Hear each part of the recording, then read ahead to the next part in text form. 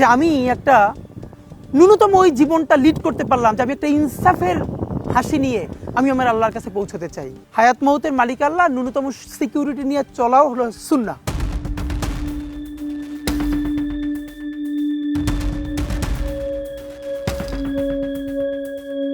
রাজধানীর এভারকেয়ার হাসপাতালে নিবিড় পর্যবেক্ষণে রয়েছেন ঢাকা ৮ আসনের সম্ভাব্য স্বতন্ত্র প্রার্থী শরীফ ওসমান হাদী। শনিবার সকালে ইনকিলাব মঞ্চের পক্ষ থেকে জানানো হয়েছে তিনি এখনও সংখ্যামুক্ত নন।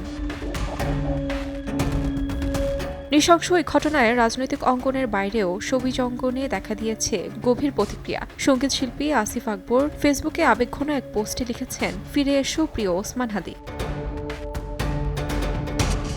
অন্যায়ের বিরুদ্ধে সামাজিক মাধ্যমে বরাবরই সরব ছোট পর্দার অভিনেত্রী রুকাইয়া জামান চমক হাদী প্রসঙ্গে লিখেছেন, হাদী হয়তো ফিরবেন আরও জোরালোভাবে, আর যদি না ফেরেন তার নামই হবে নতুন প্রজন্মের যুদ্ধ।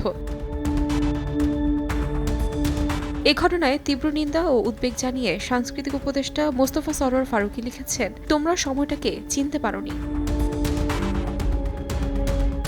ত্রয়োদশ জাতীয় সংসদ নির্বাচনের তফসিল ঘোষণার পরদিন দুপুরে ইনকিলাব মঞ্চের আহ্বায়ক ওসমান হাদীর গুলিবিদ্ধ হওয়ার ঘটনায় নড়েচড়ে বসেছে পুরো দেশ। তার সুস্থতা কামনায় প্রার্থনা ও জড়িত ব্যক্তিদের দ্রুত বিচারের আওতায় আনার দাবি সাধারণ মানুষ থেকে শুরু করে রাজনৈতিক ব্যক্তিত্বদের।